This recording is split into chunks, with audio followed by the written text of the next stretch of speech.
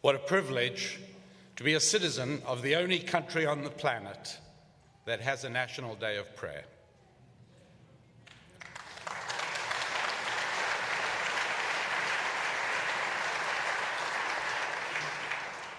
And what a privilege to be able to pray together to the God of Abraham, Isaac, and Jacob, to the God of the Bible that we all cherish. Mrs. Dobson spoke appropriately about the very real challenges, the depths of degradation and despair and even depravity to which our country has sunk, and from which few countries of history have come back. But there is one exception, and that's ancient Israel.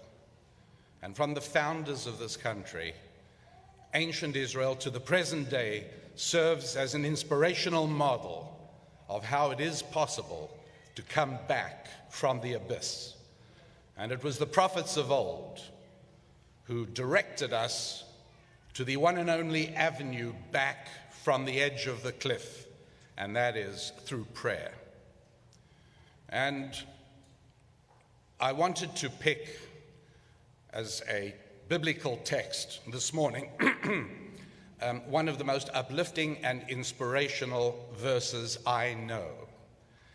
In Hebrew, it is V'zeh asher ta'aseh ota, shalosh meot amah orech hateva, chamishim amah rochba, v'shloshim amah komata. And for those of you whose Hebrew is not yet where it should be, and I say that only because the Christian leadership in the early days of this country knew it all. Hebrew was part of their understanding of Bible. And the Bible is filled with oratorical passages of soaring rapture and spiritual significance. But for me, this particular verse really captures it. It's Genesis chapter 6, verse 15, and this is the size you shall make it.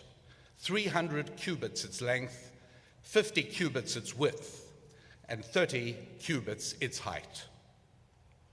Inspirational? It sounds like a carpentry blueprint. But wait, ancient Jewish wisdom attaches a number to every letter. It would be as if A equals 1 and B equals 2, excepting in Hebrew, it's very significant. So for instance, the Hebrew word for a year, when you add up the numerical value of each letter, brings you to the number of days in a year. Or the Hebrew word for pregnancy comes up with the number 271, which is the mean period of human gestation.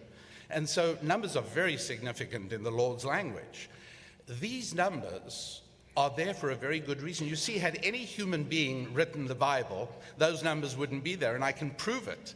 There's a simple thought experiment. Imagine you're writing the Bible, you decide for your own reasons you want a story about a man saving all the animals, big flood, and you decide to put down these numbers, 300 cubits, and it's 50 cubits wide, and your son comes into the room and says, so what's going on? Well, it's this, he says, what, 300 cubits, that's about 450 feet. Dad, you're crazy. You cannot get all the animals and all their food for an entire year on a boat that small. You say, you know, something, you're right, I'm changing these numbers. We're going to change it to 1,100 feet long, 100 feet, that's what we're going to do. Your daughter walks in and says, what are you doing there? There's a boat. She says, how many people built this? Well, the 600-year-old man and his 3 sons. What? It's impossible. 3 people can't build it in 1,100. You're right. You know what? Forget the numbers. They built a boat. You know how big it was? Big enough. You know how 3 people built it? Wasn't that big. End of story.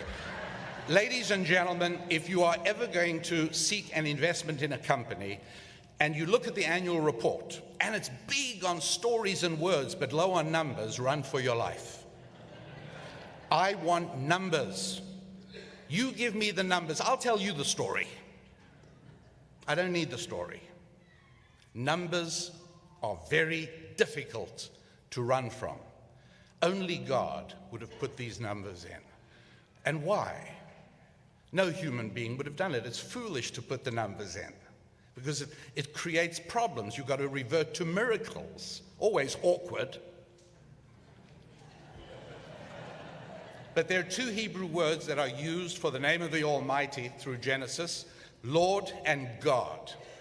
The two Hebrew equivalents are two four-letter words, and when those two are joined together, they yield four numbers: 300, 50, and the 30 and the 20, the 20 and the 10 making up the height.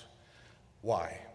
Because we have to understand that in addition to being an event that took place early in the dawn of human history, this is telling us that each and every one of us has to build our own ark.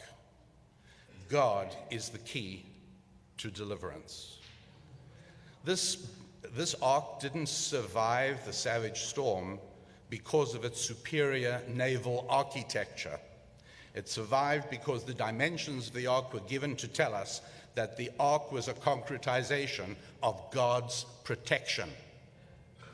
And that each and every one of us are duty-driven to build for ourselves cocoons of security.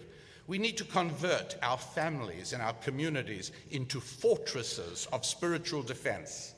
And from those sanctuaries of strength, it is possible for us all to sally forth and cope with the turbulent maelstroms and the furious storms that swirl around the foundations of our lives today, only once we have all built our own arks. I pray that God should bring deliverance to each and every one of us, enabling each and every one of us to protect our families and to defend our communities and our organizations, and thereby to pray to you, O Lord, to bring deliverance to our troubled nation and make it possible for us to see a rescue, just as in his day Noah saw your rescue of him and his family at that time. Bring us our ark of deliverance. Amen.